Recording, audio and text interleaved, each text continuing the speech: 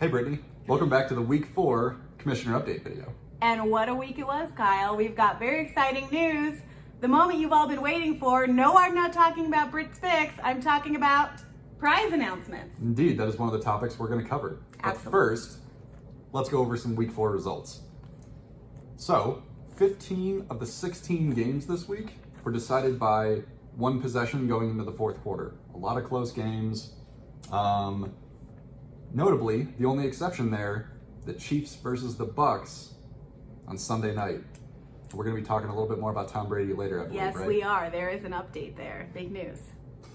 Alrighty, so there were some updates in the league, or some upsets in the league this week, based on the picks that we all made. Most of us thought that the Browns were going to take the Jets. That's not right. Nope, not at Not all. even Why you gotta close. bring up Jets this early? Let's do that again, Yeah, Kyle. why Tell me run about that that Browns game. I was going to say, there were a fair amount of upsets on our league's picks this week. So the Falcons beat the Browns. The Jets beat the Steelers. Why you gotta bring up old stuff? I was going to say, I think you're feeling that one a little bit more than most. Yeah. The Titans took the Colts, and the 49ers beat the Rams on Sunday night. But looking at this week's results for our picks, Sacked It came in at number 1 with 12 correct picks. And again, this is the second week where the Monday Night Football score was the tiebreaker for the week. It's getting close. The tiebreaker was gave them the win over the freaking Beacons. They had 12 picks as well. And then Echo All-Stars and Stranger Plays came in second place with 11 picks. Those are some new names on the leaderboard. Indeed Nice they to hear are. that. It was a good week for those teams. It's still anybody's game. There's only 8 points that separate the first place team from the last place team. So definitely, if you can make some good picks in the upcoming weeks, you can definitely still get back in there. Hear that, team? If we make some good picks, we can get back in there. So looking at week 5, we're going to have our second London game, and it's going to be the Packers versus the Giants, Sunday morning, a little bit early though, 7:30 MST. That's what it was this past week. You just said Eastern last week. I did. Yeah. More relevant to say I Mountain Standard had Time this week. really great ambitions of getting up and having breakfast and watching the game, but I chose to sleep. Would you do breakfast or would you do hot wings and blue cheese and football food? I think that's a little early and a lot of effort. I would do like a bowl of cereal and a mimosa. That's what I'm thinking. I like that. That Yeah. sounds pretty good. So again, Packers Giants, 7:30 a.m. MST on Sunday, and they are playing again at Tottenham Hotspur Stadium in London.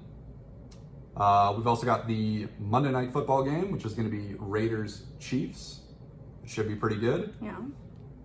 And then, as always, Brittany, the Thursday night game should be pretty exciting. Broncos at home versus the Colts. And a quick question for you. Yes. Related to the Thursday night game, when are picks due for teams? I'm so glad you asked, Kyle. If I remember correctly from every video up until this point, picks are due at least 5 minutes prior to the start of the Thursday night game. That is true. And I know that every single person in the league watches these videos, so I'm sure they're aware as well. Especially Chase. Especially Chase Giron. Especially Chase. Thank you for the feedback on the backdrop, by the way. I was going to ask, did everyone continue on our winning streak of getting all of our picks in on time yet again this week? So for week 4, yes, Yes. everyone got their picks in. We are perfect going into week 5, and I think we're going to continue to be that way. I hope so, because it may have been a close call for a certain team that I know. Alrighty, so the most exciting piece Yes. that I'm going to talk about right now. Brit's pick. Oh, no, not that No, one. not quite, not Okay. quite. The most exciting topic that I'm going to cover, though, prizes for the league. So just like last year, we are going to have prizes for the top 3 teams. That's crazy. We're not just playing for fun. I mean, you could be, but It is a there lot are of fun, prizes. but as always, we like to win. We are going to reward those winners. So there are 3 sets of prizes, and the way it's going to work this year is that the first place team will have their first pick. The second place team will be able to pick of the remaining 2 prizes, and the third place team will get the last prize. Sure. So those prizes are. Should I drum roll? Yeah. Can we? I don't know how. I don't either. We have a deafening cloth down because you were afraid of the reverberation. So. Indeed, I was. And you know what? We'll just keep moving. So those prizes are a day of PTO, some SHS products, and finally, a lunch at Sierra in Lone Tree paid for by Dish. I have been there. It is very nice. It's one of the few restaurants that I've been to that's not a chain in Denver because I'm a recent transplant here, and that's a big deal. It's Indeed very it is. nice, excellent scenery, good food. Should be good fun. I agree. All right. But Yep. you've got some topics for us to cover as well. I sure do. We've already spent our time on this video, so I'm gonna rein it in pretty quickly. I think everyone's aware of the injury report, devastating injury for Tua from the Dolphins this past week. So our thoughts go out to him. I think we've all seen that too many times. I don't want to spend too much time on it, but he will be out.